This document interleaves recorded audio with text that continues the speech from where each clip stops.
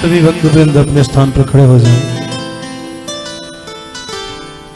सभी मिलकर भगवान भोलेनाथ की पावन आरती का श्रवण लाभ प्राप्त करें। जो भी भक्त पंडाल में बैठे हैं आपसे निवेदन, सभी अपने स्थान पर खड़े हो जाएं।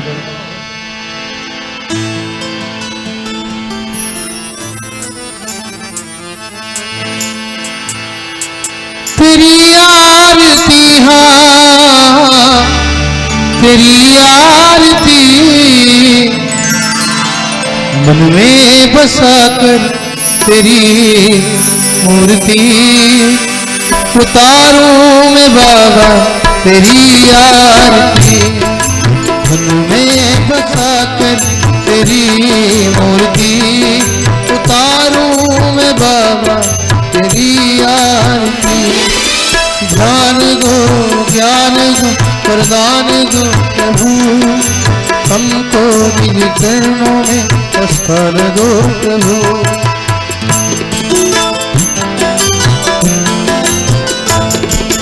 ध्यान दो ज्ञान दो वरदान दो प्रभु हमको निज चरणों में स्थान दो प्रभु। करता रहूं मैं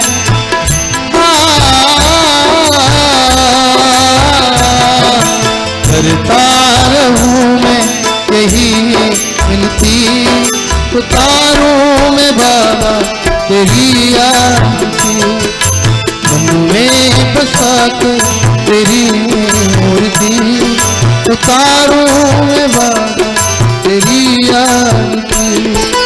करुणा करो कष्ट हरो ज्ञान दो भगवान और में फंसी नाव मेरी तार दो भगवान।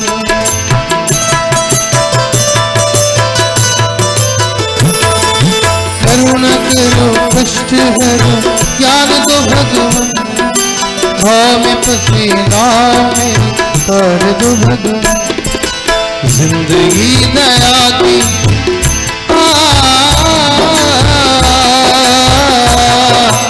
जिंदगी दया की भीख मांगती उतारूं मैं बाबा तेरी आरती मन में बसा कर तेरी मूर्ति उतारूं मैं बाबा तेरी आरती।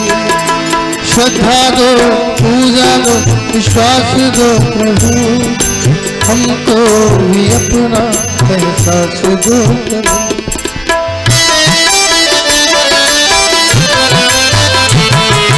श्रद्धा दो पूजा दो विश्वास दो प्रभु हमको भी अपना एहसास दो प्रभु।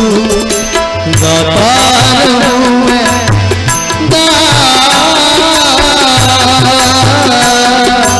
गाता रहूं मैं यही आरती उतारूं मैं बाबा तेरी आरती मन में बसा तेरी मूर्ति उतारूं मैं बाबा तेरी आरती तेरी आरती तेरी आरती तेरी भूर्भुवनं करुणावतारं संसारसारं भुजगेन्द्रहारं सदा वसन्तं हृदया भवं भवानी सहितं त्वमेव माता च पिता त्वमेव बन्धु च सखा त्वमेव विद्या द्रविणं त्वमेव सर्वं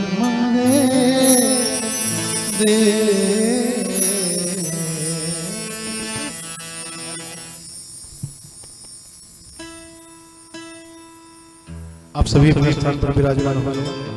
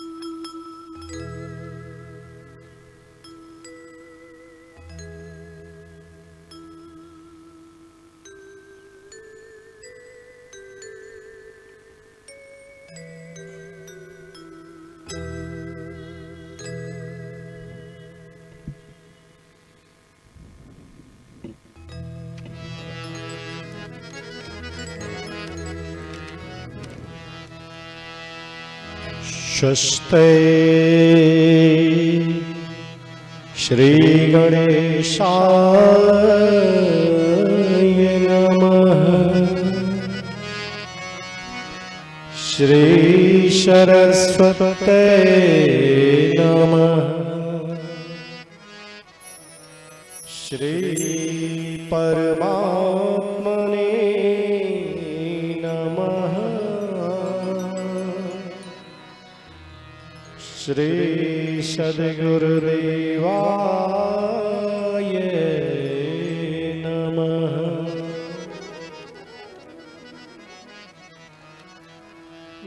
ध्येयं सदा परिभवग्नं भीष्टदोहम्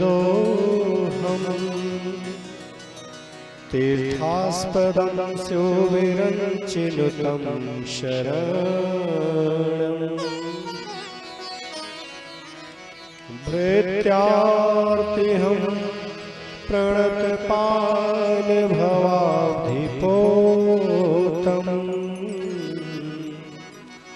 वन्दे महापुरुषते चरणारविन्दम्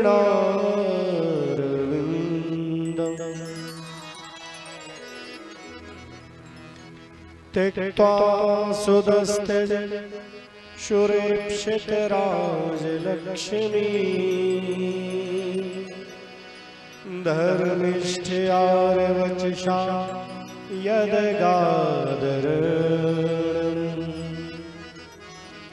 मायामृगं दैतेप्सितमन्नुधावद वन्दे महापुरुषते चरणारविन्दम्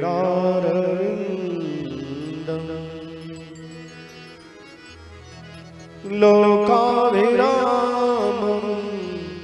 रणरङ्गधीरम् राजीवनेत्रं रघुवंशनाथम्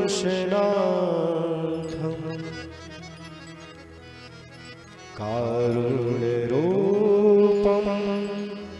करुणाकरं तं श्रीरामचन्द्रं शरणं प्रपद्ये। कर्पूरगौरं करुणावतारं संसारसारं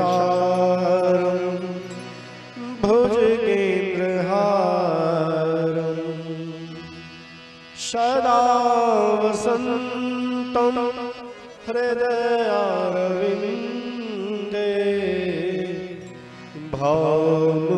भानुभवानी सहितं नमामि। मनोजवं मारुततुल्यवेगं जितेन्द्रियं बुद्धिमतां वरिष्ठं वातात्मजं वानरयूथमुख्यं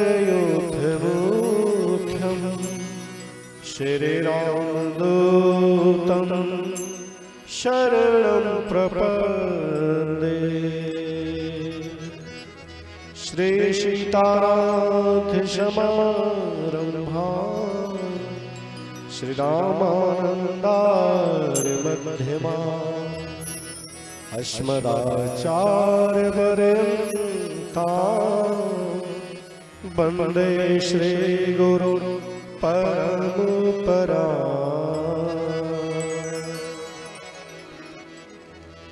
भवानी शङ्करो वन्दे श्रद्धा विश्वासरूपिणो याभ्यां विना न पश्यन्ति सिद्धाः स्वान्तास्थमीश्वरम्।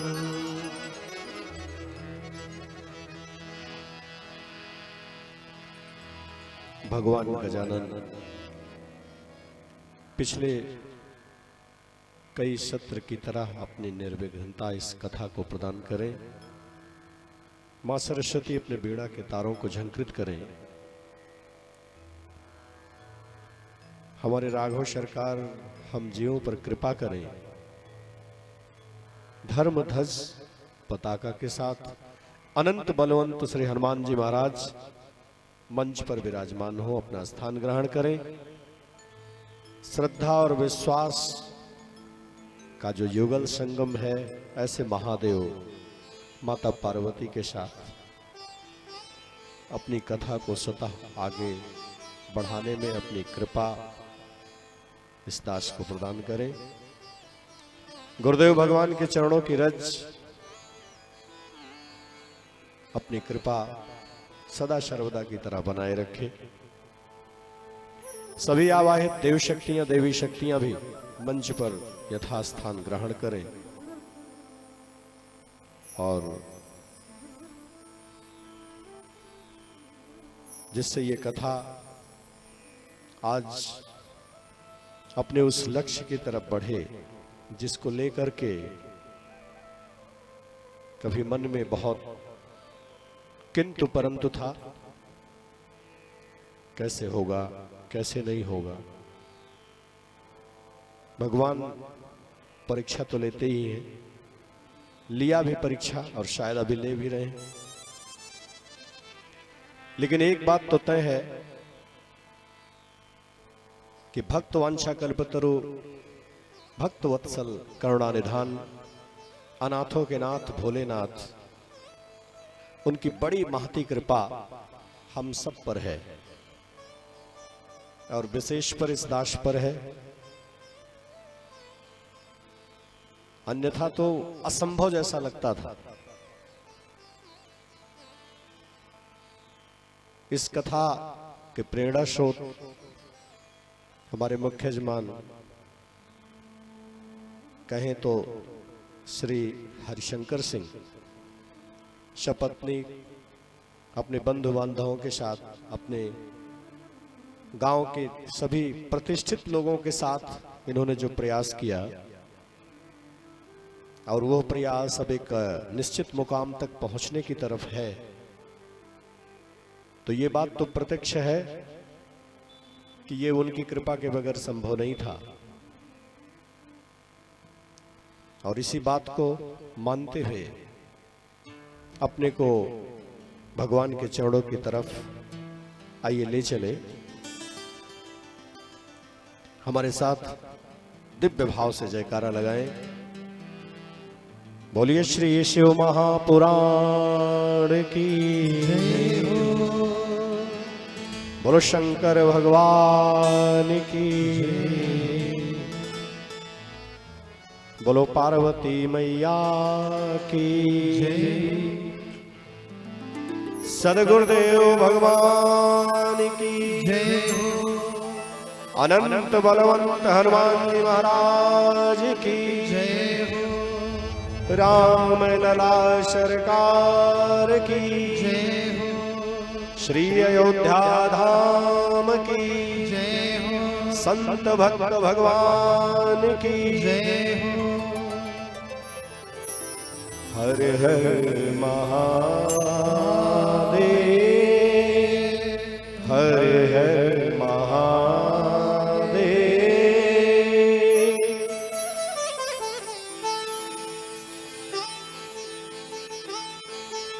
नमः शिवाय,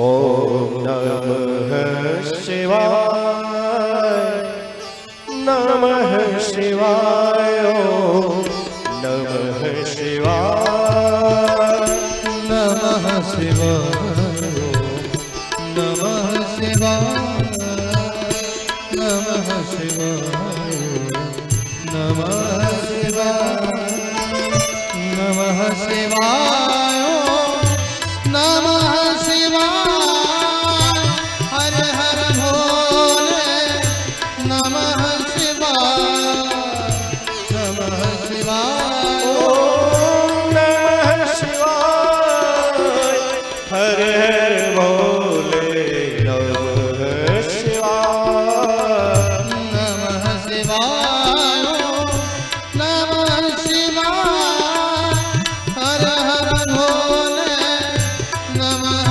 शिवाय,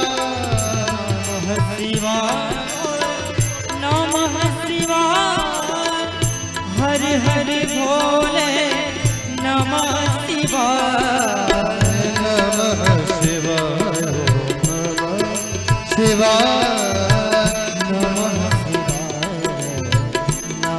शिवाय जटाधराय शिव जटाधराय हर हर भोले नमः शिवाय जटाधरा जटाधरा हरि हरि भोले नमः शिवाय जटाधराय शिव जटाधराय हर हर बोले नमः शिवाय जटाधराय जटाधराय हर हर भोले नमः शिवाय जटाधरा जटाधरा हरि हरि भोले नमः शिवाय नमः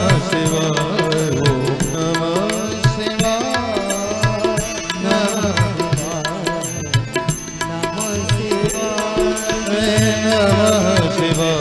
ओम नमः शिवाय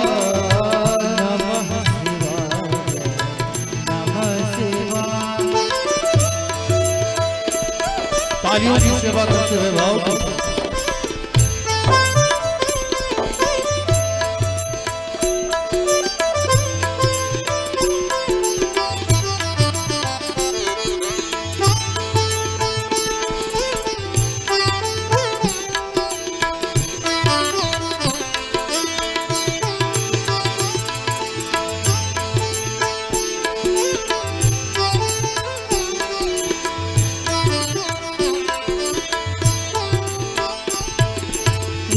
गंगाधराय शिव गंगाधराय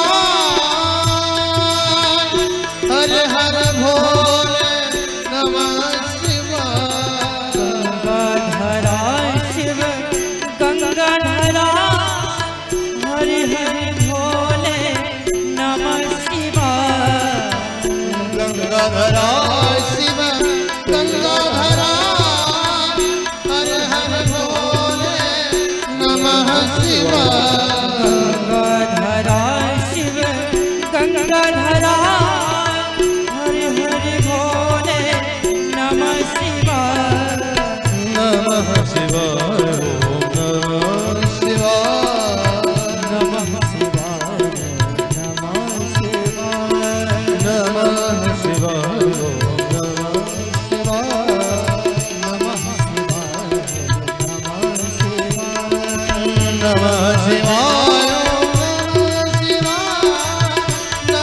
शिवाय नमः शिवाय नमः शिवाय हरि हरि भोले नमः शिवाय नमः शिवाय नमः शिवाय हर हर भोले नमः शिवाय हरि हरि भोले नमः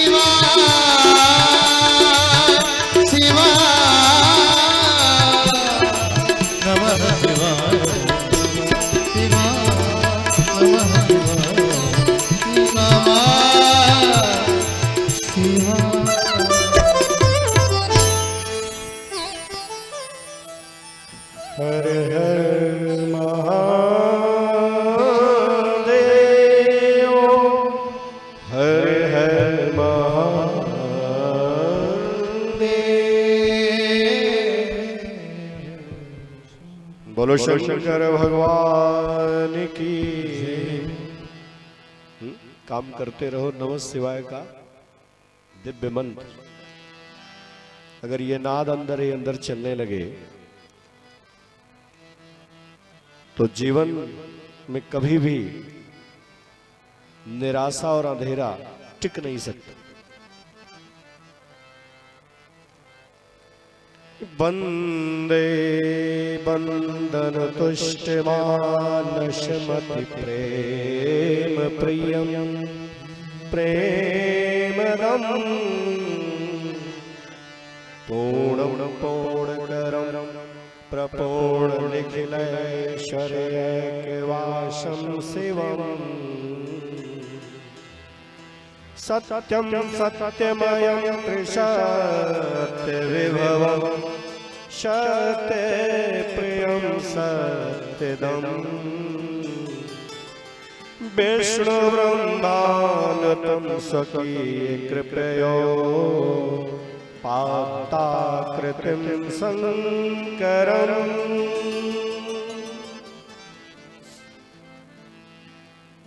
स्वकीयकृपयो पाताकृतिं शङ्करम्। ऐसे भोले भंडारी जो अपनी ही कृपा से विग्रह धारण करते हैं, जो स्वयं सत्य स्वरूप हैं, जो किसी भी किए गए कर्म का फल देते हैं, काल जिनके चरणों के अधीन है और जो गले में विष को धारण करते, ऐसे भगवान शंकर के चरणों में हम नमन करते हैं, वंदन करते हैं। ऐसे नित्य शिव की हम वंदना करते हैं।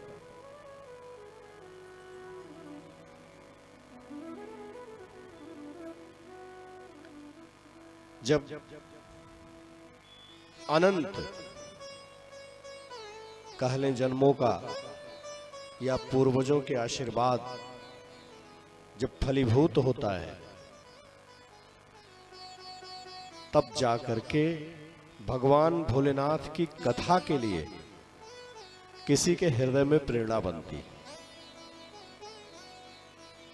इसका प्रमाण है, शिव पुराण कहता है, जब पूर्वजों की विशेष कृपा होती और जब परमात्मा की अनुकंपा जीव पर होती है, तब वो भगवान की लीला श्रवण करने के लिए, कथा श्रवण करने के लिए अपने जीवन में पुरुषार्थ करता है। शिवपुराण में लिखा है कि अगर आप एक भी लाइन, एक भी अक्षर, शब्द नहीं बल्कि अक्षर अगर शिवपुराण का आप जिह्वा से उच्चारित करते हैं, जिह्वा से निकालते हैं, तो आप जानिए कि आपके जीवन की संपूर्ण पाप राशि भस्म हो जाएगी। इसलिए जब भी काम करते रहो, लेकिन मौका मिले तो चाहे बाहर से, और बाहर से नहीं तो अंदर से शिव जी को नमन करते रहो। और राघव जी ने साफ साफ कहा है कि जिस पर भोलेनाथ की कृपा नहीं होती, जो भोलेनाथ के चरणों से प्रेम नहीं कर सकता, उसका मेरे पास कोई स्थान नहीं है। अच्छा, उदाहरण भी देख लो, कथा आपने श्रवण करी है। देवर्षि नारद ने जब भगवान को बहुत बुरा भला कहा, उन्होंने कहा कि भगवान मैं आपका सेवक, मैंने आपको इतना अपशब्द कह दिया, श्राप दे दिया, तो जरा बताइए कि मेरे पाप की निवृत्ति कैसे होगी। तो प्रभु ने कहा, भगवान हरि जो वही राघव हैं, वही कृष्ण हैं, उन्होंने कहा कि जाकर के भोलेनाथ के सहस्त्र जो नाम हैं उन्हीं का जाप करो, उन्हीं का पाठ करो। जपहु जाय शंकर सत नामा, रामचरितमानस में बाबा ने लिखा है, जपहु जाय शंकर शतनामा। उन नामों को जाप करने से तुरंत विश्राम मिलेगा। तो जीवन में जो अशांति है, जीवन में जो बहुत तर्क का बोलबाला है, उससे अगर शांति पानी है तो ओम नमः शिवाय कहना पड़ेगा, भोलेनाथ को जल चढ़ाना पड़ेगा। और भागवत भी इसी का प्रमाण देती है कि भोलेनाथ सिर्फ दंड के देवता नहीं हैं, दंड तो देते ही देते हैं, कर्म का फल देते हैं, लेकिन ये बुद्धि के भी देवता हैं, ये बुद्धि के भी देवता हैं। तो जिसको भी बुद्धि ठीक करनी है उसको भोलेनाथ के चरण में जाना पड़ेगा, शरण में जाना पड़ेगा। जिसके जीवन में अशांति है तो भोलेनाथ के चरण में, शरण में जाकर के ही शांति मिल सकती है। इसलिए आप चाहे जिस देव की उपासना करते हो, आज चूंकि विश्राम दिवस की कथा है तो कुछ तथ्यों पर विशेष चर्चा का मन है। बाकी आप जानते हरि अनंत हरि कथा अनंता, लेकिन वह बात जो सुनने के लिए पिछले 6 दिन से आप आ रहे हैं, आज 7वें दिन की कथा में, विश्राम दिवस की कथा में राघव जी कृपा करेंगे, भोलेनाथ की कृपा होगी तो वो जरूर आपसे निवेदन करेंगे। पहली बात यह मान के चलना है, चाहे जिस देव की देवी की आप उपासना करते हो, शुरुआत भोलेनाथ से करना पड़ेगा। जिसके हृदय में जिसको लगता है कि भोलेनाथ अलग हैं और राघव जी तो अलग हैं, कन्हैया अलग हैं, तो जरा गंभीरता से सुन लें और समझ लें। जिसके भी अंदर भेद दृष्टि है, जिसको लगता है कि ये अलग अलग है, तो उस पर राम जी की कृपा कभी नहीं हो सकती। अच्छा, अगर इसका कोई महत्व ना होता तो जो कथाओं की विषय सूची है, कथा चल रही है शिव पुराण की, लेकिन राम कथा में भी पहली कथा भगवान भोलेनाथ की है, माता सती की है। और माता सती के शरीर छूटने के बाद माता पार्वती से भगवान भोलेनाथ के विवाह की कथा है। घर घर में रामायण जी का पारायण होता है, तो लगभग 100 दोहे तक, 100 ही तो है, 100 दोहे तक तो विवाह होता है भोलेनाथ का, बालकांड के 100 दोहे तक। तो कभी सोचो इस पर कि आखिर ऐसा क्यों है। राम जी के जन्म से पहले शिव कथा है, तो शिव कथा क्यों है? शिव कथा इसलिए है कि जब तक कथा की मनोभूमि नहीं बनेगी तब तक राम जी की करुणा नहीं होगी, और उस मनोभूमि को बनाने के लिए शिव जी के शरण में जाना पड़ेगा।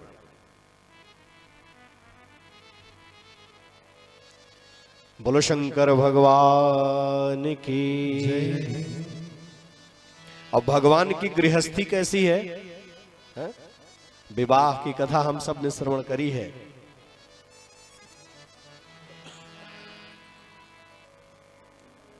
भगवान के परिकर जरा इस पे ध्यान दो। सामने भोलेनाथ का मंदिर भी है, जिसके ठीक सामने कथा का पंडाल और कथा चल रही है। इस मंच से भोलेनाथ की कृपा और भोलेनाथ का दर्शन दोनों हो रहा है। और भोलेनाथ के दाएं बाएं या जो आपके घर में तस्वीर हो, झांकी हो, उसमें जरा निहारो तो कहीं ना कहीं भोलेनाथ के बगल माता पार्वती हैं कि नहीं है? और माता पार्वती अगर हैं तो माता पार्वती और भोलेनाथ के घर संसार में जब बच्चों की बारी आती है तो कौन है?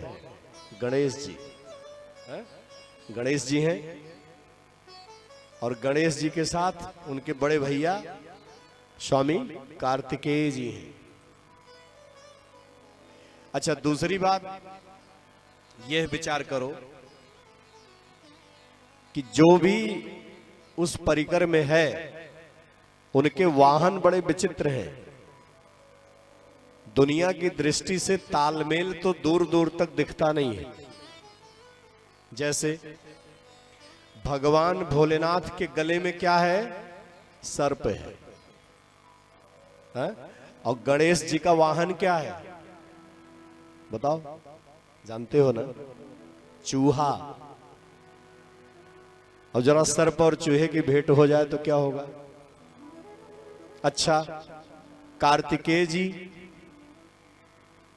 मोर है ना वहां, सांप और मोर का संबंध कैसा है?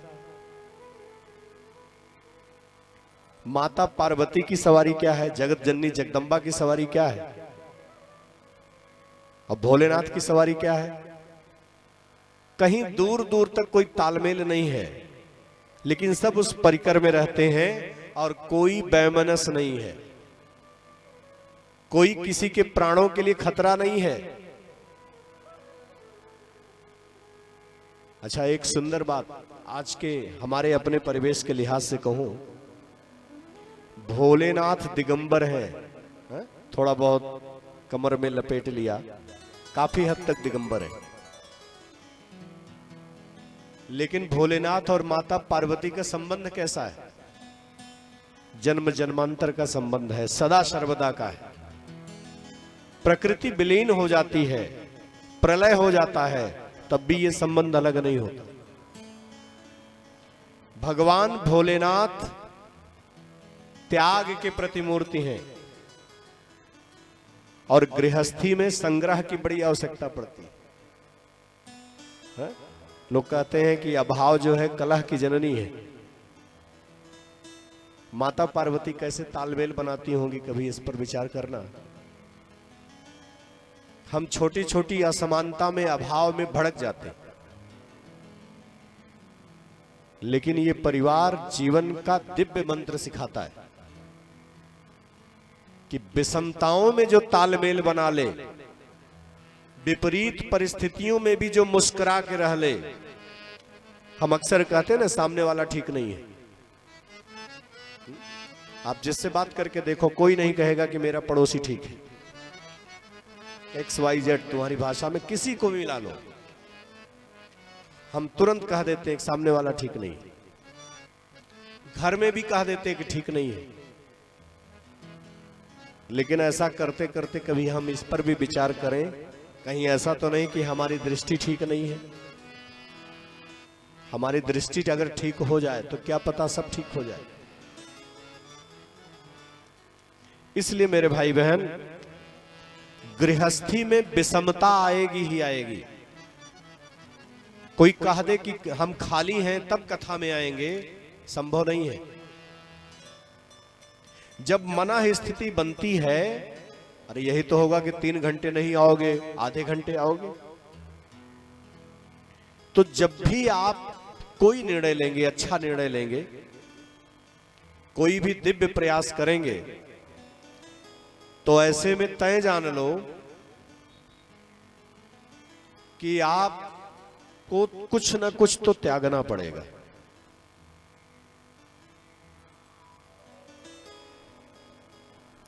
बोलो शंकर भगवान की जय।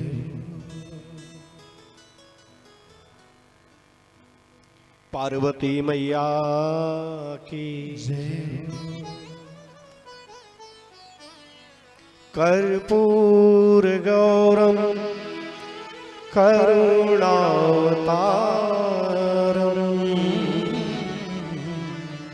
संसार सारम भुजगेंद्रहार।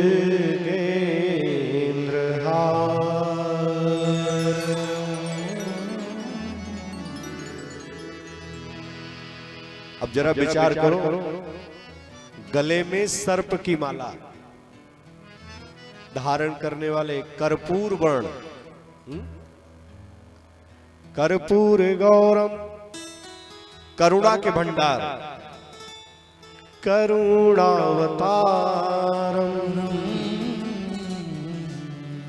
संसार सारम भुजगे प्रहारम।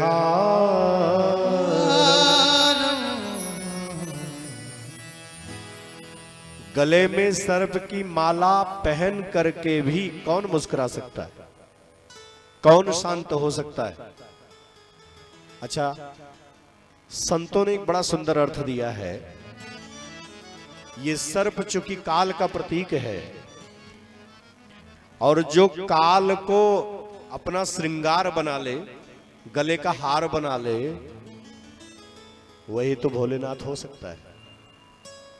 सर्प के नाम मात्र से, यानी सोचने मात्र से, कल्पना करने मात्र से भी हम सहम जाते हैं, रात की नींद चली जाती है। तो भोलेनाथ बाहरी रूप से विषमता के भंडार हैं। इतनी विषमता है, इतनी विषमता है कि हम तुलना तो करने की बात असंभव है, सोच नहीं सकते। लेकिन महत्व कितना है। अगर दीपावली भी आती है तो लक्ष्मी गणेश की पूजा होती है कि नहीं होती है? किसी भी छोटे से लेके बड़े उत्सव तक, यहां तक कि हम जब विवाह में भी जाते हैं ना, दुनिया बसाते हैं, बेटा बेटी की शादी करते हैं, तो पहला पूजन गणेश जी का होता है। और अभी आपको उसी कथा में ले चलेंगे कि ऐसा क्यों हुआ कि वो सबसे ज्यादा पूज्य बन गए। तो कोई भी उत्सव हो जीवन में, बल्कि यूं कह लो कि अगर कोई आपदा भी आ जाती है, किसी का स्वर्गवास हो जाता है, तो तब तक घर को शुद्ध नहीं माना जाता जब तक गणेश जी का पूजन फिर से नहीं हो जाता। गौरी गणेश का पूजन जब तक नहीं होता है? और गौरी कौन है? भगवान भोलेनाथ की अर्धांगिनी है। तो माता और पुत्र की जब तक पूजा नहीं होती है, जीवन में कभी कल्याण नहीं होता।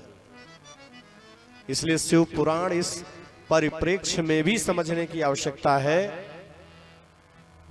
कि जीवन में अगर हमको निर्विघ्न होना है, विषमता से दूर जाना है, विषमता माने जीवन में उपद्रव थोड़ा शांत हो जाए, तो उसके लिए भी गणेश जी को हृदय से अपनाना पड़ेगा। और मैं तो आप सबसे कहूं, जिन्होंने माला ली है, जिन्होंने दीक्षा लिया है, उनको पहली माला गणेश जी की करनी चाहिए। उसके बाद आप जो भी माला, जो भी मंत्र लिए हो, आप उसका जाप कर सकते हैं, लेकिन पहला प्रयास आपको वही करना है। भगवान कार्तिकेय का जो जन्म हुआ, कल मैंने इस कथा में आपको बताया था कि बड़े अद्भुत तरीके से हुआ। भगवान भोलेनाथ और माता पार्वती के बिहार में, उनके आनंद में देवताओं ने बाधा डाली। परिणाम, भगवान भोलेनाथ के तेज के रूप में भगवान स्कंद कार्तिकेय का जन्म हुआ। लेकिन सूत जी कहते हैं कि अब गणेश जी की कथा सुनिए, जो विघ्न हरता है। जीवन के विघ्न को हरने की सामर्थ्य क्यों और कैसे मिली गणेश जी को, जरा इस कथा में आपको ले चलते। इदानीं शैत्यकल्पोक्ता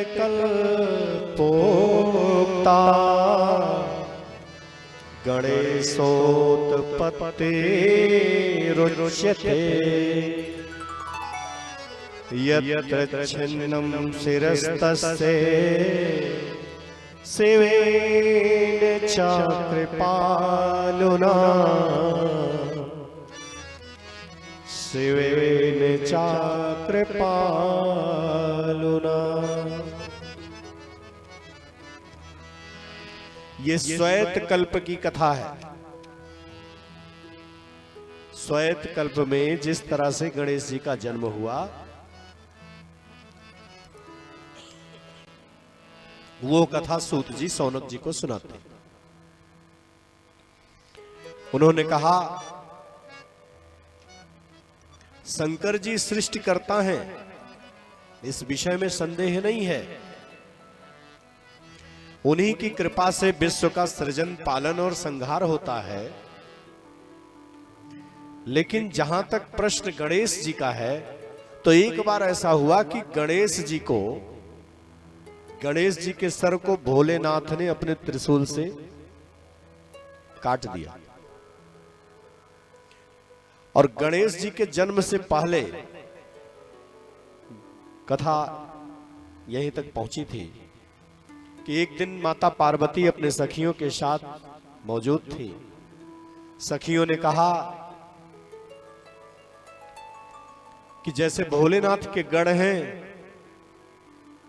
अगर आपके भी ऐसे ही गण होते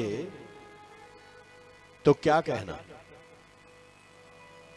क्योंकि भोलेनाथ एक दिन अनजाने में ही प्रवेश कर गए घर में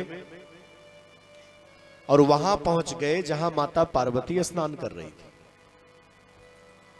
माता पार्वती ने जब भोलेनाथ को देखा तो उनको संकोच हुआ। भोलेनाथ तुरंत वापस आए।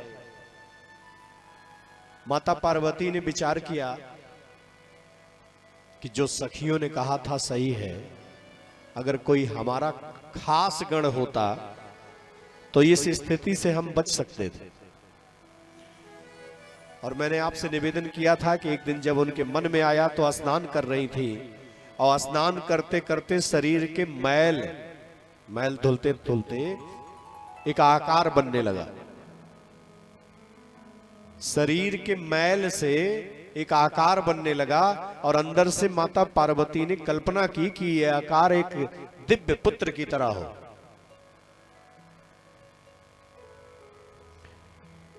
ऐसा विचार करके वो आकार देती रही। विचारेति च सा देवी वपुषोमल संभव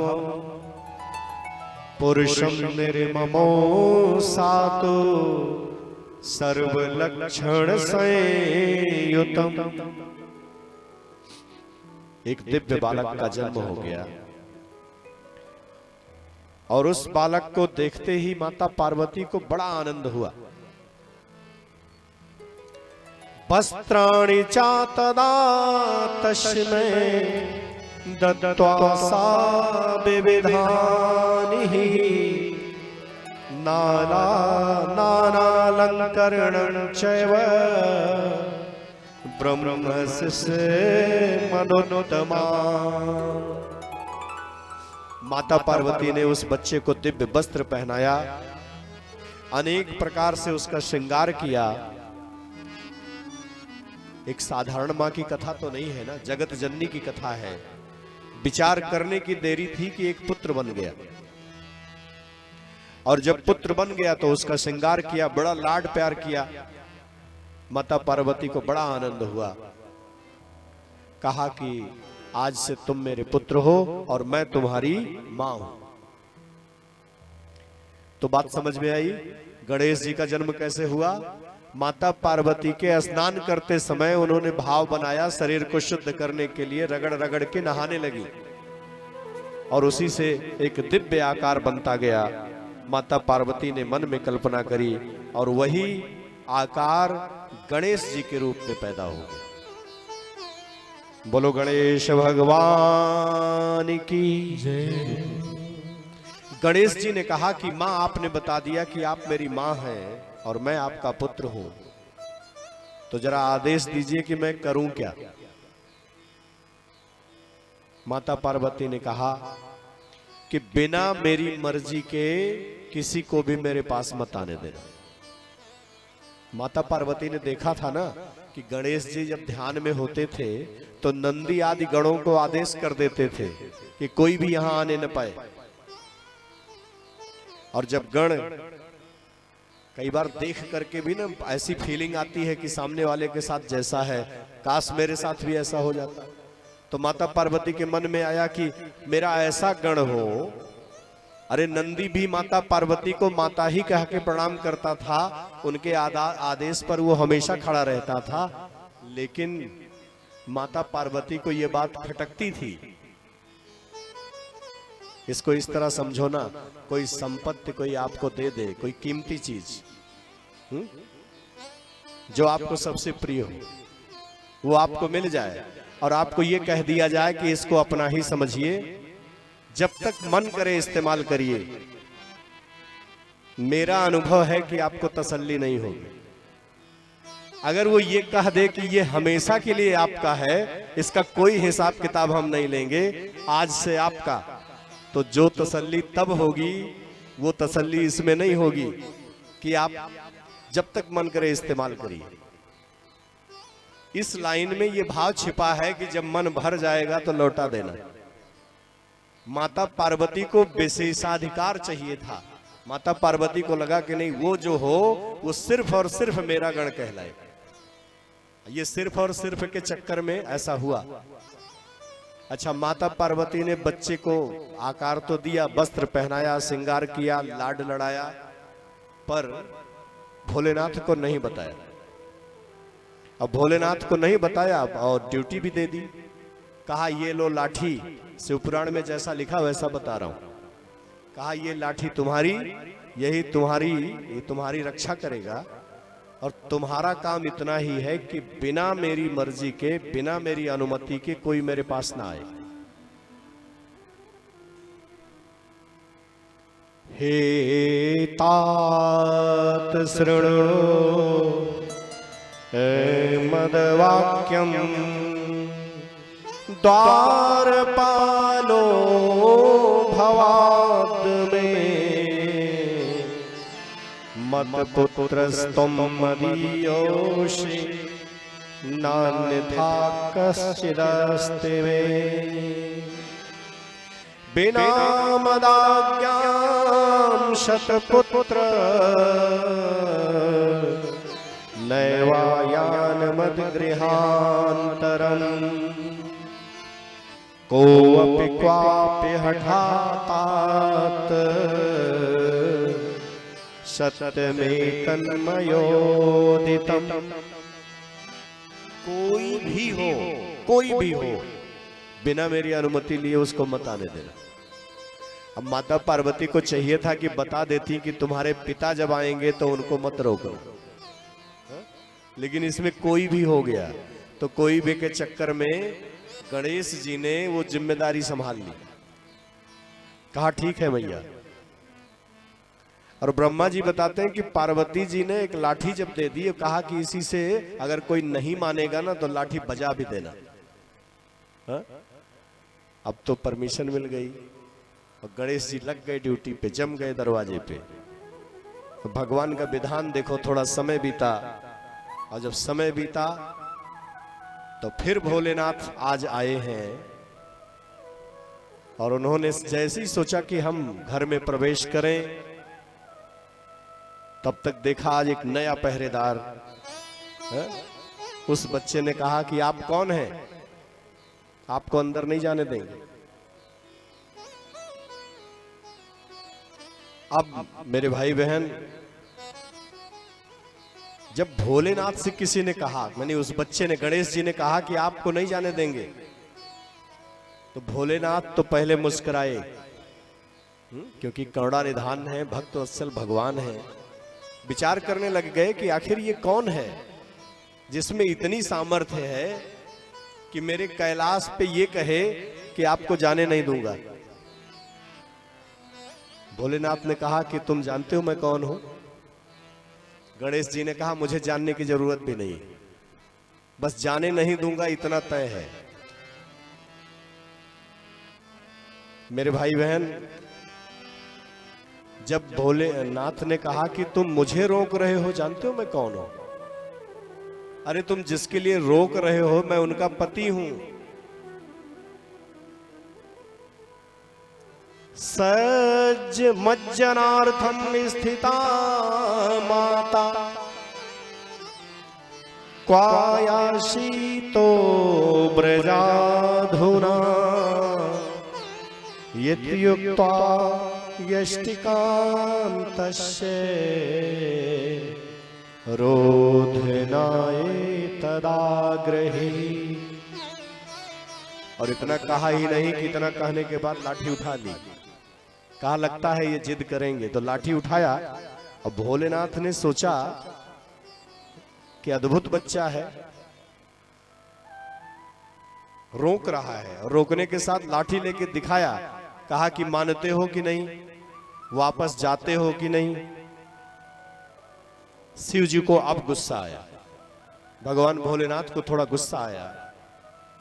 कहा मूर्ख हो, मूर्ख बच्चे, तुमको पता नहीं है, तुमको पता है मैं कौन हूं? अरे मैं शिव हूं। अच्छा, कोई इतना बड़ा, खास करके दुनिया की तारीख में कहें अगर कोई बड़ा आदमी और उसको कोई पहरेदार पूछ ले कि तुम कौन हो भैया, किसी कार्यक्रम का चीफ गेस्ट, मुख्य अतिथि वो आए और उसको गेट के बाहर रोक दिया जाए और पूछा जाए कि कौन हो, तो जरा बताओ उस पर क्या गुजरेगी? है? भोलेनाथ का सब कुछ है, भोलेनाथ का कैलाश है। और आज गणेश जी ने कहा कि आपको अंदर नहीं जाना है। भोलेनाथ नाराज हुए और आवेश में कहा, मूर्खोषि तुम न जानासि, शिवोऽहं गिरिजापति। गिरजा का पति हूं मैं। अब बताओ, इतना परिचय दे दिया लेकिन कुछ नहीं। स्वगृहं यामि रे बाल, निषेधसि कथम हिमा। मैं अपने घर में जा रहा हूं और मेरे ही घर में जाने से तुम मुझको रोक रहे हो, तुम मूर्ख हो क्या? गणेश जी ने कहा, हम ये सब नहीं जानते, लेकिन आपको जाने नहीं देंगे। अब मेरे भाई बहन, इतना ही नहीं, ब्रह्मा जी बताते हैं इस कथा में, शिव पुराण में लिखा है साफ साफ कि गणेश जी ने लाठी उठाई और भोलेनाथ पे धड़ाम से मार दी। सिर्फ जबान से नहीं कहा, मार भी दिया।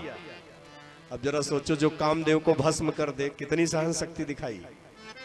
भोलेनाथ अवाक हो गए कि ये कौन है जो मुझको मार सकता है।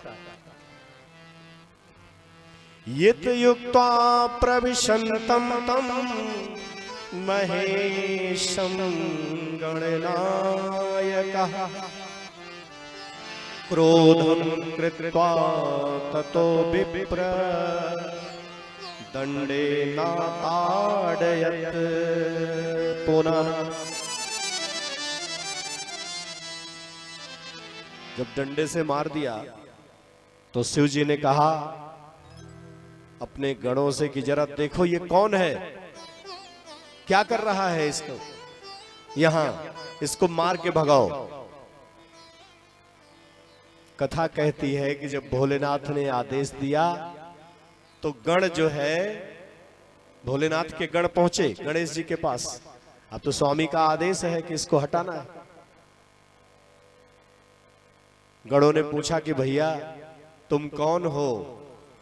कहा तुम कौन हो ये बताओ। जब गणेश जी से पूछा भोलेनाथ के गणों ने कि आखिर तुम कौन हो, दोनों तरफ से पूछा गया कि तुम अपना परिचय बताओ, मैं अपना परिचय नहीं बताऊंगा। मेरे भाई बहन, गणेश जी के और भोलेनाथ के गणों के बीच में एक लंबी बहस हुई, और सिर्फ बहस नहीं हुई बल्कि यूं कह लो कि युद्ध भी हुआ।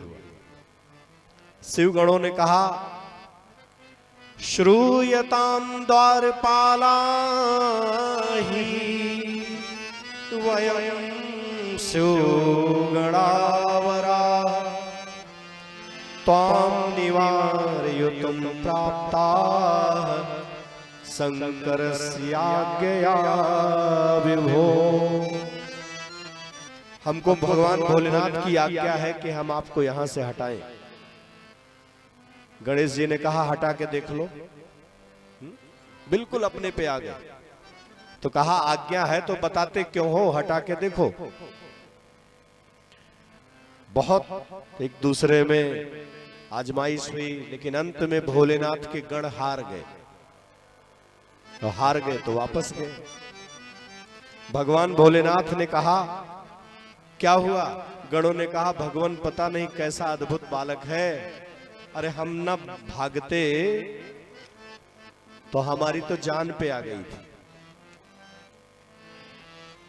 भोलेनाथ ने कहा यह ठीक नहीं है।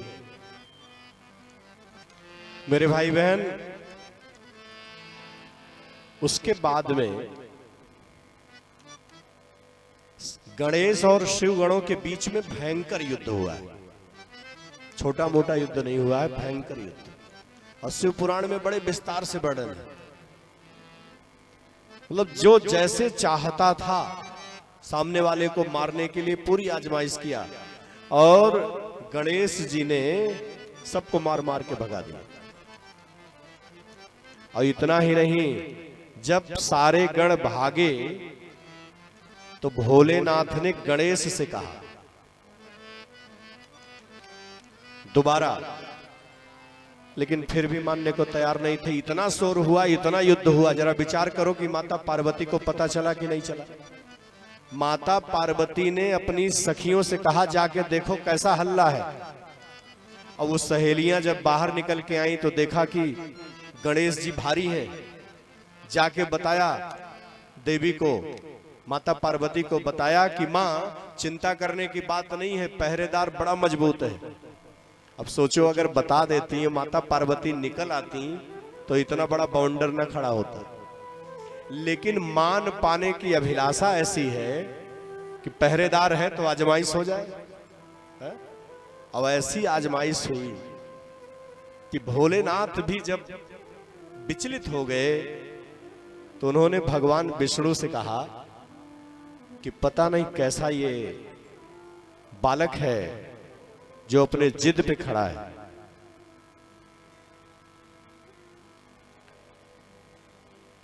बोलो शंकर भगवान की जय। हमारे बीच में प्रधान जी हैं और वो प्रधान जी मंच पे आना चाहते हैं, हमारे साथियों का सम्मान करना चाहते हैं। आइए एक सुंदर कड़ी के माध्यम से आनंद उठाएं। उसके बाद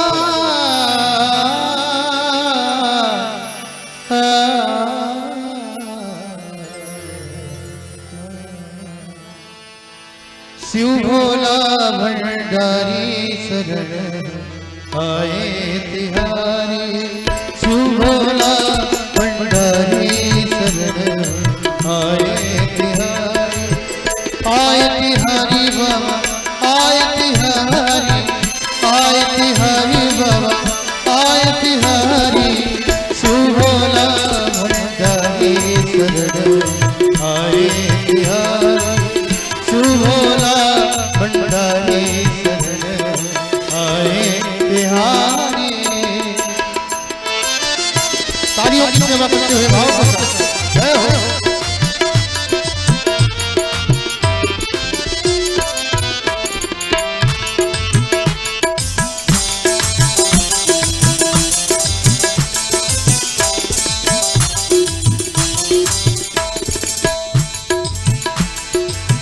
बाघा तेरे अंग पर सोए, भूत पिशाच भी संग में सोए।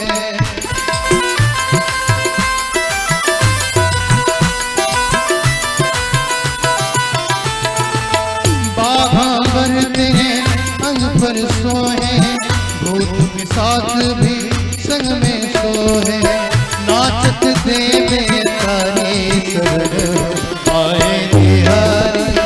शिव भोला भंडारी शरण आए तिहारी। आए तिहारी, आए तिहारी, आए तिहारी, आए तिहारी। शिव भोला भंडारी शरण आए तिहारी।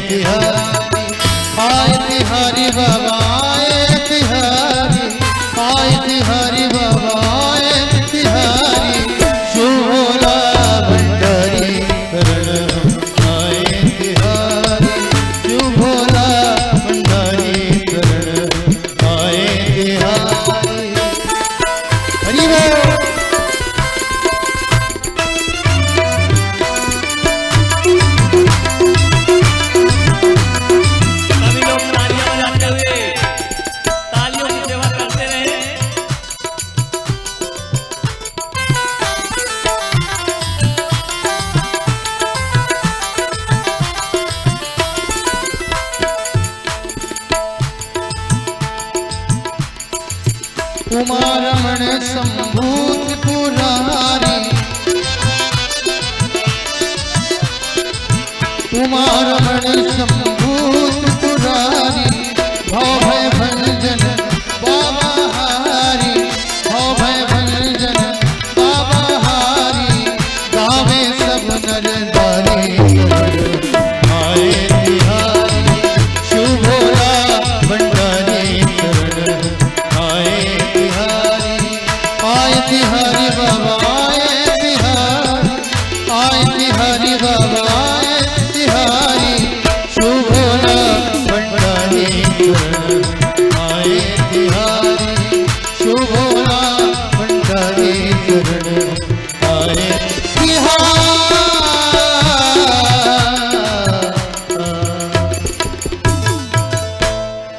बोलो शंकर भगवान की। थोड़ा जयकारा ऐसा बोलो ना कि लगे कि हाँ कथा में मौजूद हो। प्रधान जी जो इसी ग्राम सभा के हैं, जोरदार तालियों से स्वागत करो इनका। और ये हमारे सभी साथियों का सम्मान कर रहे हैं, तो ताली बजाने में कोताही मत करो। ताली बजाने में तो कोई दक्षिणा लगती नहीं है, दक्षिणा तो बाद में लगेगी आरती के समय।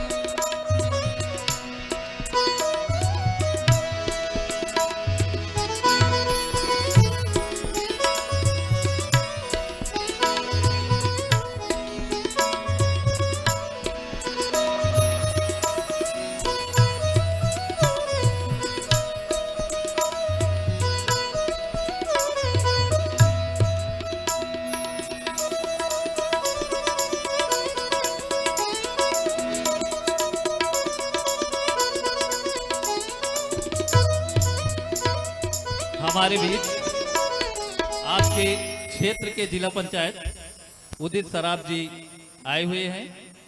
हम चाहेंगे गुरु जी के पास जाकर आशीर्वाद प्रदान करें।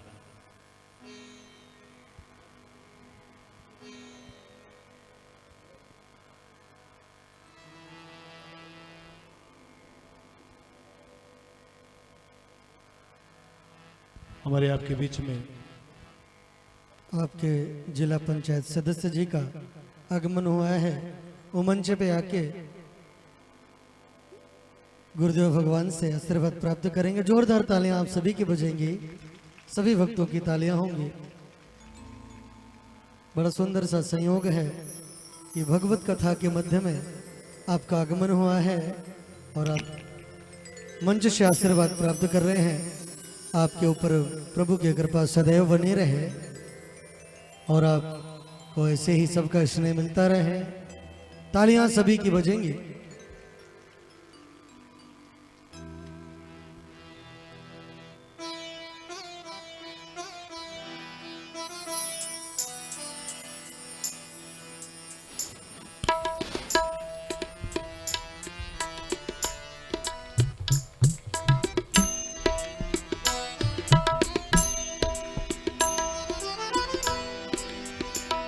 जोरदार तालियां सभी की होनी चाहिए।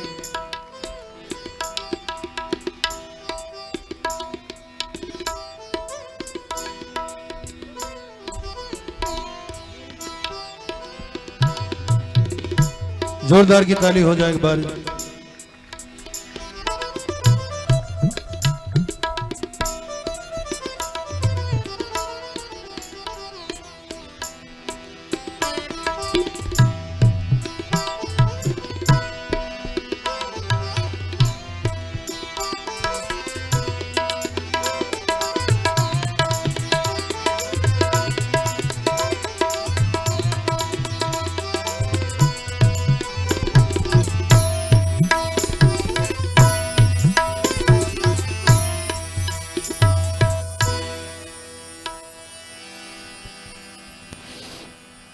एक बार जोरदार तालियों से सभी आगंतुक का, मेहमानों का सम्मान करें।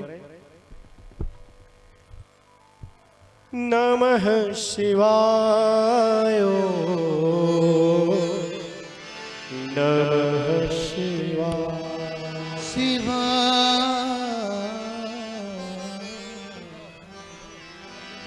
हमारे बीच में अभी आपके सामने से जिला पंचायत सदस्य जो हैं उदित सराफ जी आए थे।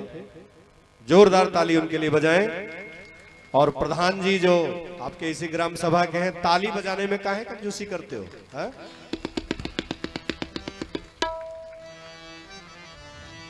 नमः शिवाय, नमः शिवाय।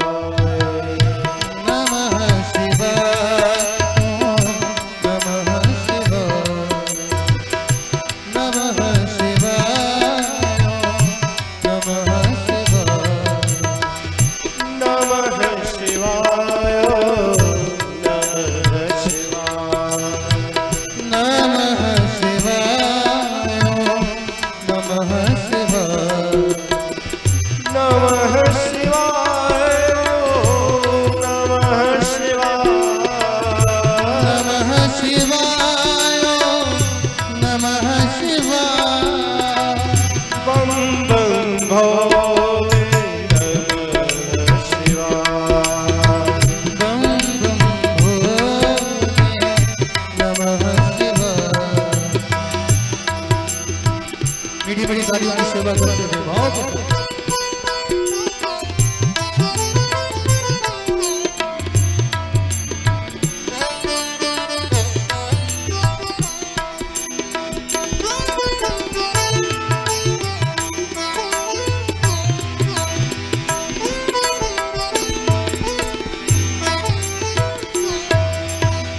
नमः शिवाय, नमः शिवाय, हर हर भोले, नमः शिवाय, नमः शिवाय, नमः शिवाय, हरि हरि बोले, नमः शिवाय, नमः शिवाय, नमः शिवाय, हर हर भोले, नमः शिवाय, नमः शिवाय, नमः शिवाय, हरि हरि बोले, नमः शिवाय, नमः शिवाय, नमः शिवाय,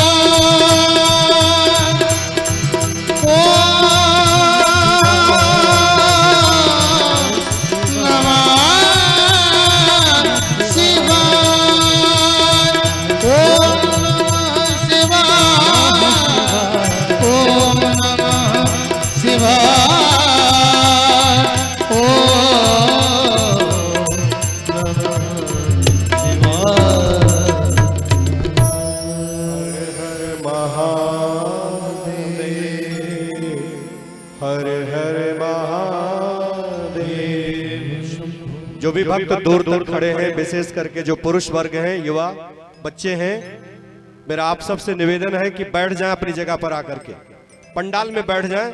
ये खड़े खड़े कथा श्रवण करने से ना तो कथा का भाव बनता है, ना पंडाल की मर्यादा बनती। सभी लोग आकर के पंडाल के अंदर बैठे, और अगर कोई जरूरी बात करनी है तो पंडाल से बाहर थोड़ा किनारे जाके बात करें।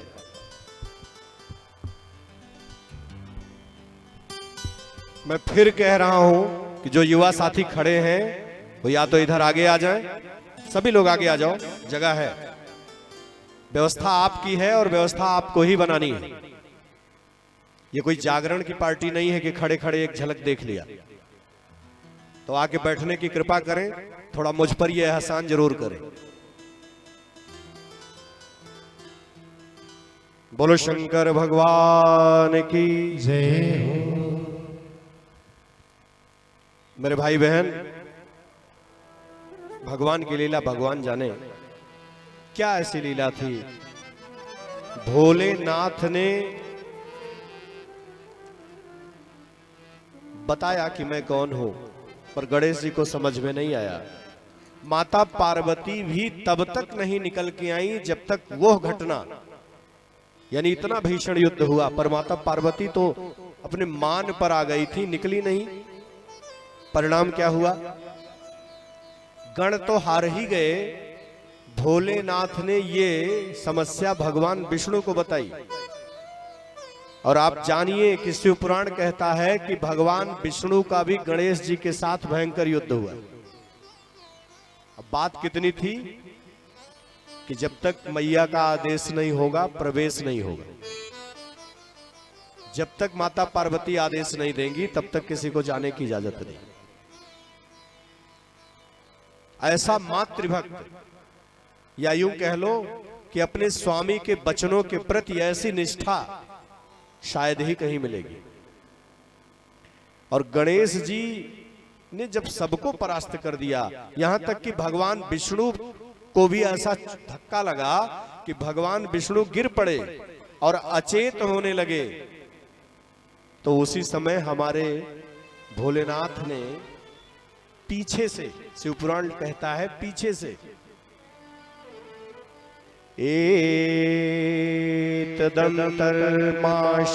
एतदंतर्माशाते शूलपाणिस तथोत्तरे आगत चात्रिशूलेन तक्षिरो निर्कृन्तता। भगवान भोलेनाथ को भगवान विष्णु का मूर्छित होना सहा नहीं गया, और त्रिशूल से उन्होंने गणेश जी के धड़ को सर से अलग कर दिया। बोलो भक्त भगवान की जय। और जब गणेश जी गिर पड़े और उनका धड़ सर से अलग हो गया, तब जाकर के ये सूचना किसने दिया मालूम है? नारद जी ने दिया। नारद जी ने कहा कि मैया बड़ा अनर्थ हो गया। भगवान भोलेनाथ के हाथों आपने जिस बच्चे को द्वारपाल बनाया था, पहरेदार बनाया था, उसकी तो मौत हो गई। पुत्र के वध से नाराज होकर के माता पार्वती ने कई शक्तियों को जन्म दिया। और ऐसा लगा कि प्रलय आ जाएगी। संपूर्ण प्रकृति को नष्ट करने के लिए माता पार्वती क्रोध से तिलमिला गई। ऐसा क्रोध, ऐसा आवेश आया कि सारे देवता कांप उठे। और माता पार्वती को जब सारे देवताओं ने मनाने का प्रयास किया तो माता पार्वती ने कहा कि तुम देवताओं ने मेरे पुत्र का वध कर दिया है। मत सुतो नासितश्चाद् देवे सर्वे गणस्तथा सर्वास्तान्नाशयिष्यामि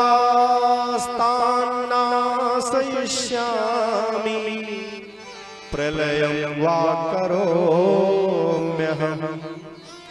मैं प्रलय कर दूंगी, सारी प्रकृति को, ब्रह्मांड को नष्ट कर दूंगी।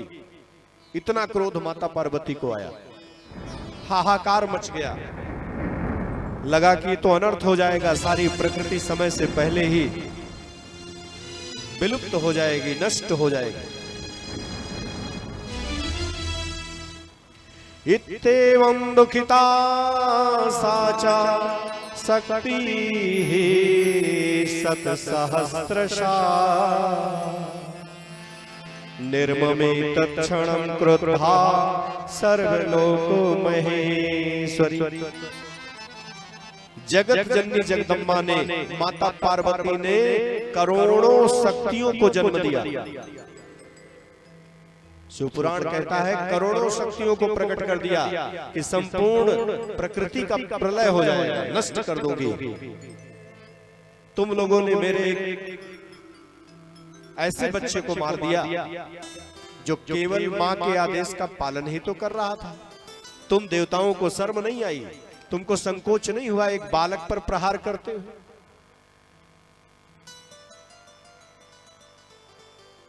माता पार्वती ने कहा सभी शक्तियों से कि तुम लोग प्रलय मचा दो।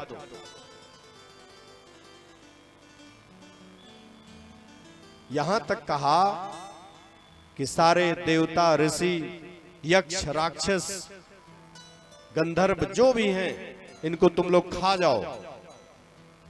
अब तो हालत खराब होगी। सभी लोग शरणागत हुए। अब क्या करें? कथा कहती है कि सबने स्तुति की बारी बारी से, हे देवी आप प्रसन्न हो जाएं, आप अपनी शक्तियों को शांत करिए। आप तो भगवान की रचना शक्ति हैं, मां तो प्रकृति का पालन करती है, पोषण करती है। आपका ये क्रोध संपूर्ण प्रकृति को नष्ट कर देगा। हम आप सबके शरणागत हैं, आप शांत हो जाइए। भोलेनाथ को ये पता नहीं था कि जो पहरेदार है वो आपके द्वारा रचित है, उसे आपने पुत्र मान लिया है। माता पार्वती जैसे तैसे तब जाके मानी है। सारे देवताओं ने बारी बारी से जगत जननी जगदम्बा की स्तुति करी, प्रार्थना की कि मां आपका रोल तो मां का है, मां तो ममता से भरी होती है। ये जो हुआ है सब अनजाने हुआ है और इस अनर्थ को केवल आप टाल सकते।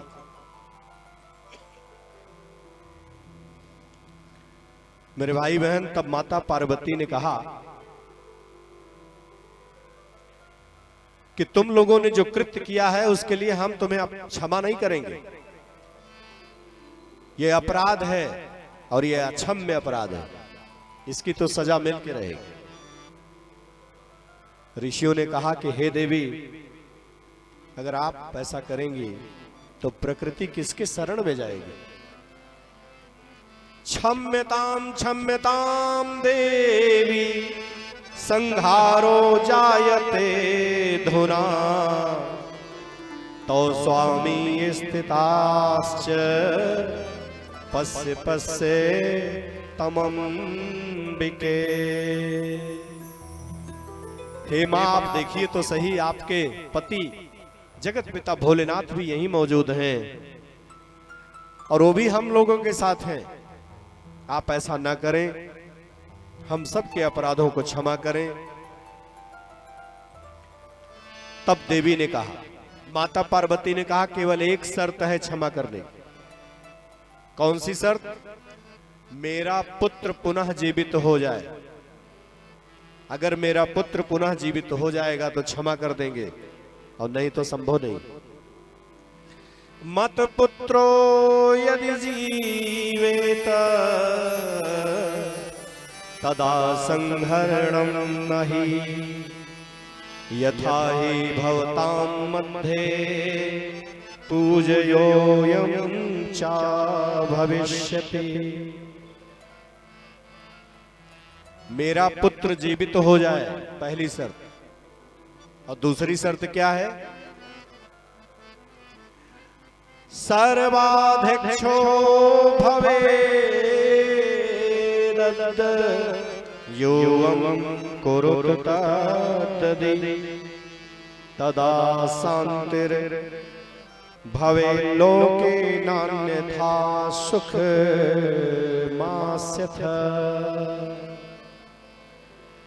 पहले तो मेरा पुत्र फिर से जीवित हो जाए, और दूसरा आज से हमेशा के लिए ये सबके लिए पूज्य हो जाए। माता पार्वती ने कहा कि पुत्र को जीवित करिए, और दूसरे आज ये वरदान दीजिए कि मेरे पुत्र गणेश को सबसे पहले पूजा जाएगा, और ये अगर आप मानते हैं तो मैं प्रकृति का विनाश नहीं करूंगा।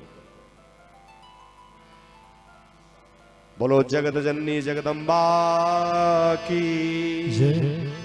पर्वत पर डेरा है, बड़ा जलवा तेरा है।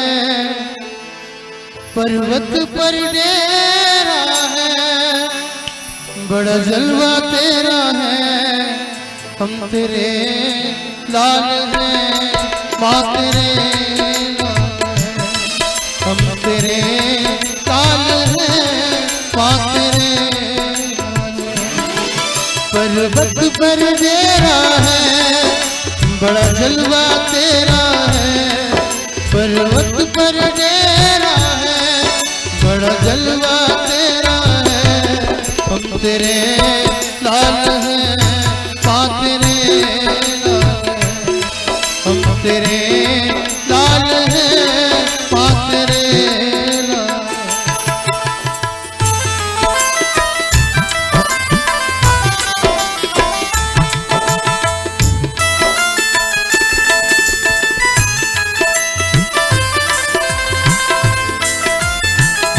मीठी मीठी कार्यों की सेवा करते हुए बहुत जय हो, हरि हो।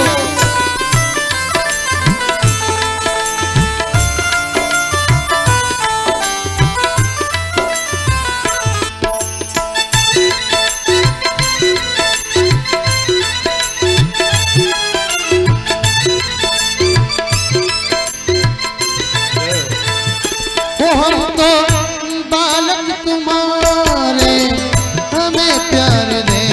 हम तो बालक तुम्हारे, हमें प्यार दे। जिए तेरे ही सहारे संसार में। जब जब ठोकर खाते हैं, माँ तेरे दर पर आते हैं। तेरे लाल हैं, हम तेरे माँ तेरे लाल हैं, हम तेरे लाल हैं। पर्वत पर डेरा है, बड़ा जलवा तेरा है। पर्वत पर डेरा है, बड़ा जलवा तेरा है। हम तेरे लाल हैं, माँ तेरे लाल हैं। हम तेरे लाल हैं, माँ तेरे लाल हैं।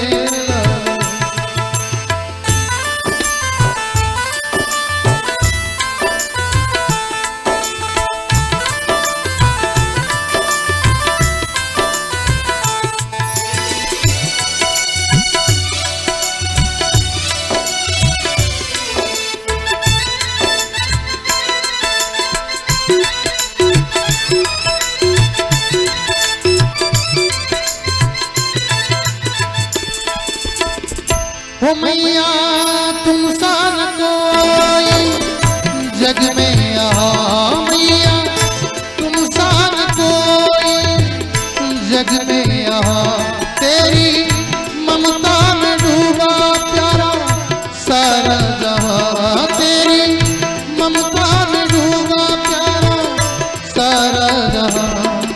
सुन लो दिल की बात माँ, रख दो सर पर हाथ माँ, सुन लो दिल की बात माँ, रख दो सर पर हाथ माँ। तेरे लाल हैं हम, तेरे लाल हैं हम, तेरे लाल हैं माँ, तेरे लाल हैं। पर्वत पर डेरा है, बड़ा जलवा तेरा है, पर्वत पर डेरा है, बड़ा जलवा तेरा है। हम तेरे लाल हैं माँ, तेरे लाल हैं हम, तेरे लाल हैं माँ, तेरे लाल हैं।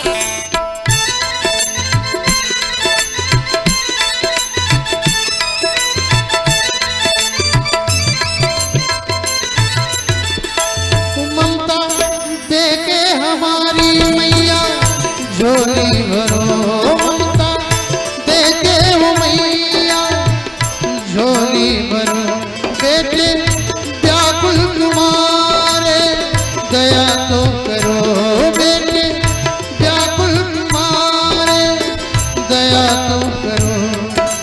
तुमको ही माँ जाते हैं, तुमको ही मनाते हैं, तुमको ही माँ जाते हैं, तुमको ही मनाते हैं। तेरे लाल हैं माँ, तेरे लाल हैं हम, तेरे लाल हैं माँ, तेरे लाल हैं। पर्वत पर डेरा है, बड़ा जलवा तेरा है, पर्वत पर डेरा है, बड़ा जलवा तेरा है। हम तेरे लाल हैं माँ, तेरे लाल हैं हम, तेरे लाल हैं माँ, तेरे लाल हैं हम, तेरे लाल हैं माँ, तेरे लाल हैं हम, तेरे लाल हैं माँ, तेरे लाल हैं।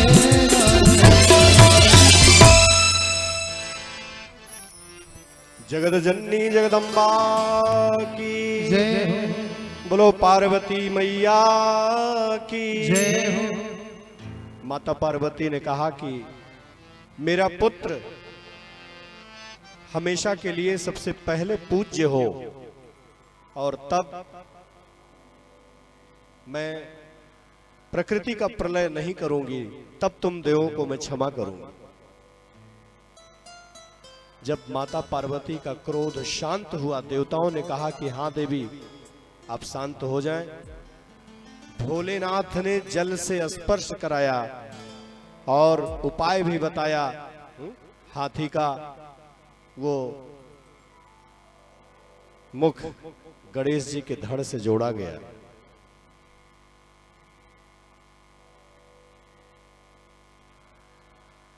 बोलो शंकर भगवान की जय। तब जाके गणेश जी फिर से जीवित हुए। और मेरे भाई बहन, आप विचार करके देखो, आखिर गणेश जी को इतना बड़ा पद कैसे मिला? उनकी मां की कृपा थी। और गणेश जी की पात्रता क्या थी कि मां के आदेशों का पालन करने के लिए उन्होंने भोलेनाथ से भी लड़ना शुरू किया। भगवान विष्णु से भी लड़ पड़े। यानी वो उनको परिणाम की चिंता नहीं थी, बस उनको चिंता ये थी कि जो जिम्मेदारी हमें मिली है उसको हम हर हाल में निभाएं। तच्चल स्पर्श मात्रेण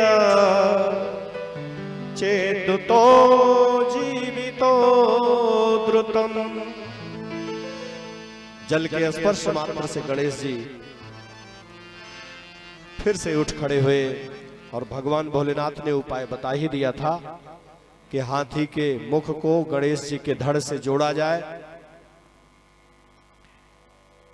उसी समय से गणेश जी सभी देवताओं में सबसे पहले पूज्य हो गए, प्रथम पूज्य। यही वजह है देवताओं का सर्वाध्यक्ष उनको बनाया गया। और फिर आप जानते हैं गणेश चतुर्थी का व्रत माताएं करती हैं ना, तो कितना महत्व है। गणेश चतुर्थी का व्रत माताओं के जीवन में, बहनों के जीवन में मंगलकारी है। उनके दाम्पत्य जीवन में कोई विघ्न ना आए, इसीलिए इस व्रत का विधान है। और इसीलिए गणेश जी को विघ्नहर्ता कहा जाता है। माता पार्वती ने कहा कि पुत्र, तुमने जैसी मेरी सेवा की है ऐसा कोई करेगा नहीं, तुम धन्य हो। और वहीं पर माता पार्वती ने गणेश जी को वरदान दिया, धन्योषि कृत कृत्योषि पूर्व पूज्यो भवाधुरा सर्वेषां मराणां वै सर्वदा दुःखवर्जिता आनने तव सिंदूरम दृश्यते साम्प्रतं यदि तस्मात् त्वं पूजनीयोषि सिंदूरेण सदा नरे। पुष्पैर्वा चन्दनैर्वापि गन्धेनैव शुभेन च नैवेद्येन सुरमेण नीराजेन विधानता।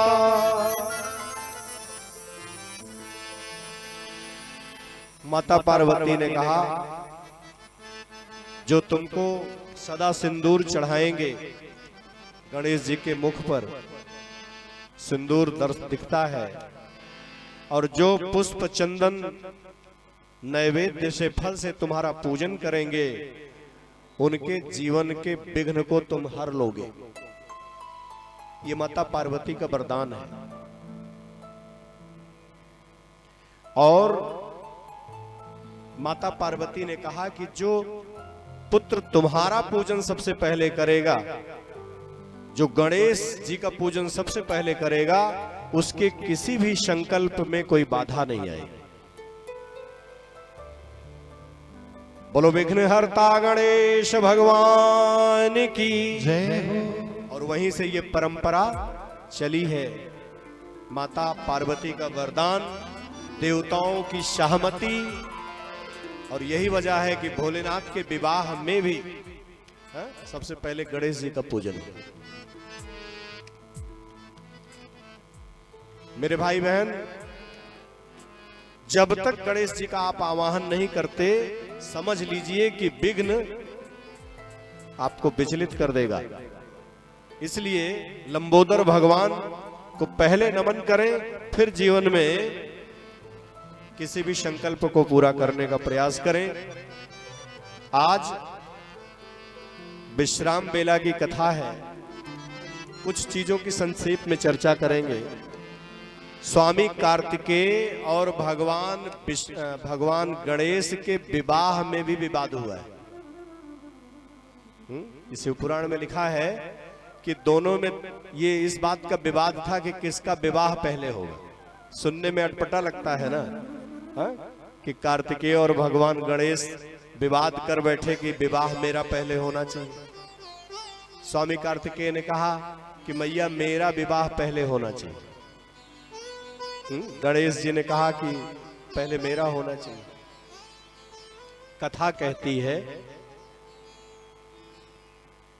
कि माता पार्वती और भोलेनाथ दुविधा में पड़ गए, किसका पक्ष लें किसका ना लें।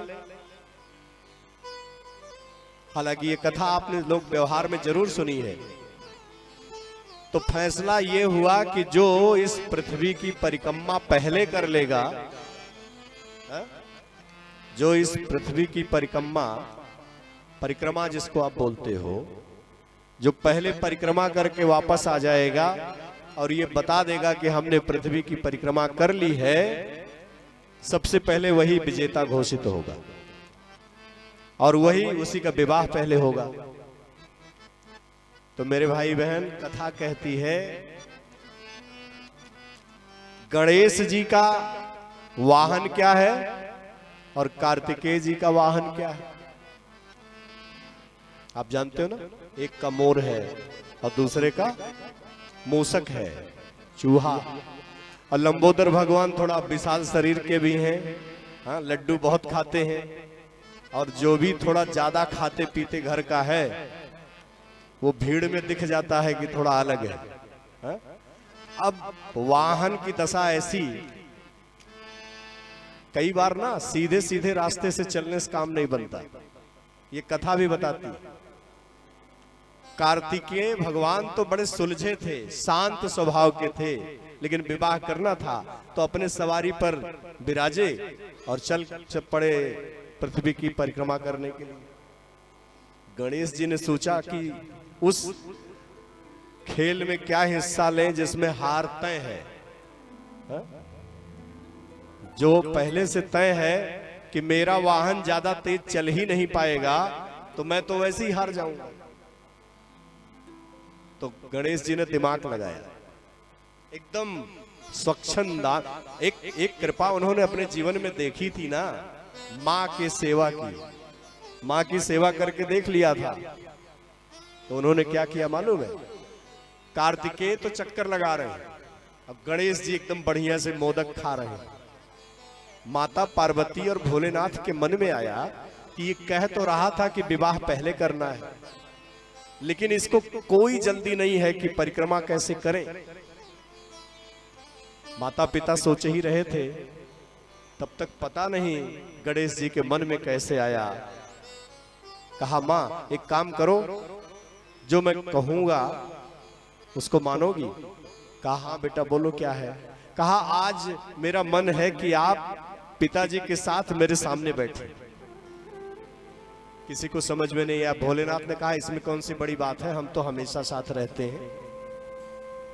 माता पिता ने एक दूसरे की तरफ देख के मुस्कुराए। वो उनको लगा कि देखो बेटा भी आज हमारे प्रेम और दाम्पत्य को बढ़ाने का प्रयास कर रहा है, मधुरता को बढ़ाने का। गणेश जी ने एक दिव्य आसन बनाया और उस पर माता पिता को पधराया। अब बिठाने के बाद घोड़सोपचार पूजन। देखो, पूजन में एक तो पंचोपचार होता है, एक खोड़सोपचार होता है। खोड़सोपचार में 16 सामग्रियों से पूजन होता है, अगर मैं सही हूं। और पंचोपचार में 5 शॉर्टकट है। तो शिव पुराण कहता है कि बैठा दिया। अब माता पार्वती और भोलेनाथ जब विराज लिए उस आसन पर, तो गणेश जी ने उनका पूजन शुरू किया। माता पिता प्रसन्न हो गए, और जब माता पिता प्रसन्न हो जाएं तो आशीर्वाद की झड़ी वहीं से शुरू हो जाती है। कई बार हम लोग ये गलती करते ना कि महाराज आशीर्वाद दीजिए। मैं तो कहता हूं कि आशीर्वाद मांगिए मत, कुछ ऐसा करिए कि बिना कहे आशीर्वाद झड़ने लगे जाए। मांगने से नहीं मिलता, खुश रहो कहने से कोई खुश नहीं रहता। और अगर ऐसा होता तो किसी और चीज की जरूरत शायद दुनिया में ना हो। हाँ, ये बात सत्य है कि जो सामर्थ्यवान हैं, जो महात्मा हैं, जो संत हैं, उनकी चरण रज हमारे जीवन में दिव्यता लाती है, जीवन में मधुरता भरती है, मन में शांति भी आती है। लेकिन मांगने से पात्रता नहीं मिलती, अधिकार नहीं मिलता। करके दिखाओ, अपने आप वो मिलेगा जिसकी कल्पना नहीं कर सकते। माता पिता का दिव्य पूजन किया, गणेश भगवान ने माता पिता का दिव्य पूजन किया। अब पूजन करने के बाद माता पिता की प्रदक्षिणा करनी शुरू कर दी। अब बोले क्या माता पिता, और जब प्रदक्षिणा पूरी कर ली तो बड़ी समझदारी से चालाकी से एक बात पूछी। कहा भगवान ये बताइए कि संपूर्ण सृष्टि आपकी है ना? संपूर्ण सृष्टि आपकी है। अच्छा सच भी है। सृष्टि को बनाया किसने? भोलेनाथ ने। पाला किसने? माता पार्वती ने। कहा सृष्टि को आपने बनाया, पालन आप करते हो, संहार आप करते हो, तो जब सब कुछ यहीं से उद्गम उसका हुआ है और जब मैंने आपका चक्कर लगा लिया तो जरा बताइए इस ब्रह्मांड में बचा क्या? नारद भी मुस्कुराए। कहा मैया बेटा तो बड़ा समझदार है, और अब क्या करें? भगवान कार्तिकेय को नारद जी रास्ते में मिले। कहा क्यों पसीना बहा रहे हो? रिजल्ट तो पहले आ गया। ये शिवपुराण की कथा है। कहा क्यों पसीना बहा रहे हो? नमन किया। कहा देव बताइए, देवर्षि कैसे? अरे कहा आपके बेटे ने तो वो आशीर्वाद पहले ही पा लिया, आपके भाई ने, आपके छोटे भाई ने वो आशीर्वाद पहले ही पा लिया। शिवपुराण कहता है ना, भगवान कार्तिकेय वहीं से क्षुब्ध हो गए, नाराज हो गए, और फिर इतनी दूर चले गए ना, कहा कि अब विवाह ही नहीं करेंगे। जब